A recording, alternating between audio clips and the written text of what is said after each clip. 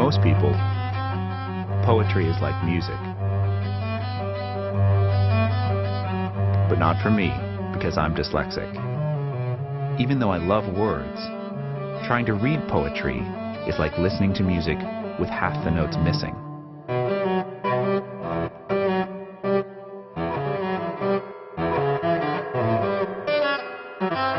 I also have trouble reading. I have attention deficit hyperactivity disorder, and for me, trying to read poetry is like trying to listen to a cello sonata during rush hour.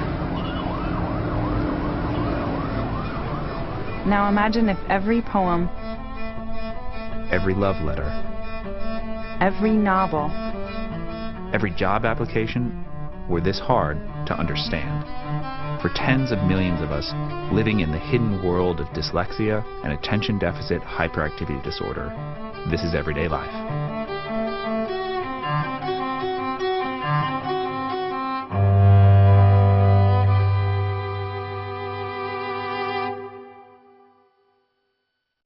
One night in law school, I just got so angry at literally at my contracts book. Like, it's this big, fat law book. And I just started ripping each page out, one by one. My name is Ben Foss. This is a group of young people with dyslexia or attention deficit hyperactivity disorder, the two most common forms of learning differences. There are more than 20 million of us in the United States alone. I'm scared because of all the people I know who I graduated from high school with, probably most of them thought that I was smarter than they were. The sorts of entry-level positions that are available to them are not really something that I can do.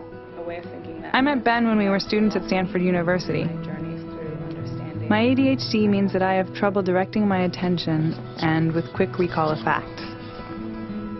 Ben and I spend time mentoring young people who share our disabilities.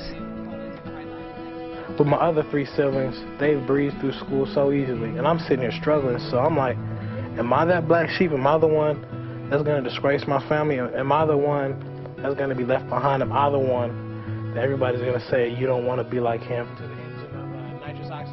Recently diagnosed, he was forced to leave his private school and transfer to a public school in Oakland because his ADHD made it so difficult for him to complete his schoolwork. This perpetuates the cause of the problem, or I want to convey how I feel about a certain issue or circumstances. But if I can't spell convey or perpetuate, I'm going to put, well, because I did it. You know, so before I drop that power of that sentence, I'll go call somebody. Renita grew up in the projects of Kansas City. A high school dropout and a single mother, she still managed to guide her 3 dyslexic children through school. She herself wasn't identified as dyslexic until she went back to school at her son Joe's urging. Joe's own dyslexia has limited his work options, but he's found his calling mentoring kids. Okay, you need help? Come and talk to me. I have a disability. You can come talk to me. I have dyslexia like you. And they're like, whoa, coach, you're a teacher. How could you have dyslexia? I was like, it doesn't matter who you are or what you do. It's just something that you're born with and you can't change. You can only work with it. I found out about Joe Stutz in law school. Working as a laborer, shoveling coal in the 1970s, the federal facility he worked for told him he could not become a heavy equipment operator because he could not read. I walked up to that desk and told him that he thought there was something wrong with me. And when he said those words, you need to think about that, I just sort of melted inside and the anger come back. And that's when I started fighting. He sued the federal government for discriminating against him as a dyslexic person, and he set a precedent. His case was cited during the drafting of the Americans with Disabilities Act. This act opened the doors for LD people across the country, and Joe's case inspired me to seek out my hidden community. As a dyslexic person, I'm in the bottom 15% in my ability to read, and the bottom 1% in my ability to name letters when I see them. Language is a code, and I can't decipher its basic building blocks. Dyslexia is neurologically based, and it will be part of me as it is part of all dyslexics for life. That's my brain reading on the right. See how much less activity there is? For most people, reading is automatic. For me, it's a manual process. I have to assemble each word, and I often assemble them the wrong way. As a person with attention deficit hyperactivity disorder, I have difficulty choosing where to focus my attention. Regions of my brain that control attention are less active. For me and other people with ADHD, this affects many other activities beyond reading, such as understanding social cues and organizing information. For most of my life, I hid my dyslexia, pretending I was normal. I just kept trying harder as if it would go away. But trying harder will not give a blind person sight. When I finally got past my shame and started talking about it, I began to find a community. When I learned about Joe Stutz, I felt like I wasn't alone.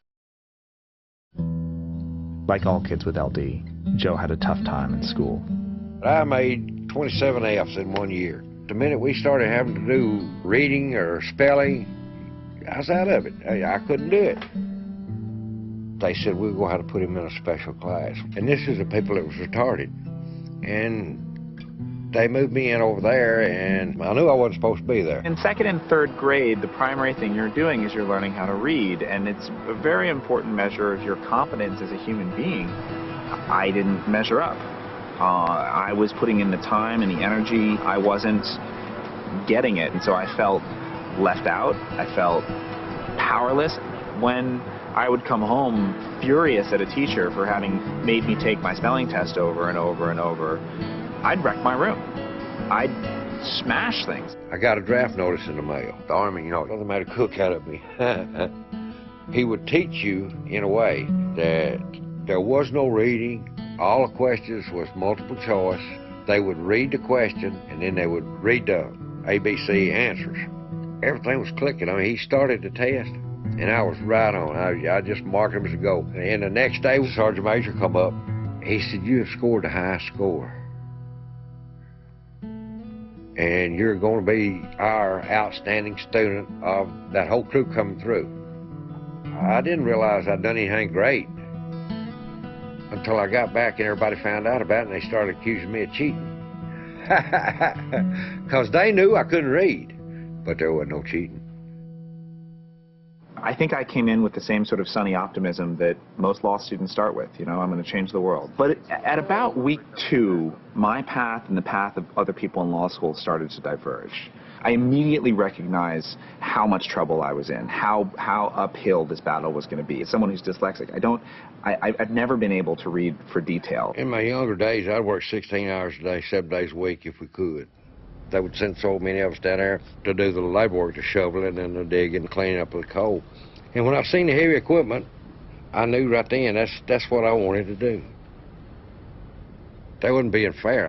I knew I could learn, and I could be anything I wanted to be, and they wouldn't give me a chance to prove that I could operate. Alcohol had a big part of the way I stuffed my anger and pain and fear. I used it for all those. The dyslexia part of it was frustrating. The alcohol would get rid of that. People, they was going to apprentices left and right. I seen them, disappear. So-and-so went to heavy equipment operator. I just loved it, and I started fighting harder for that apprenticeship. With the EEO, the Equal Opportunity people, I called them. I told them, I said, I've just been told that I couldn't get an apprenticeship because I couldn't read. Is that against the law? Joey said, you have got a case. He said, I would advise you to get in touch with your lawyer.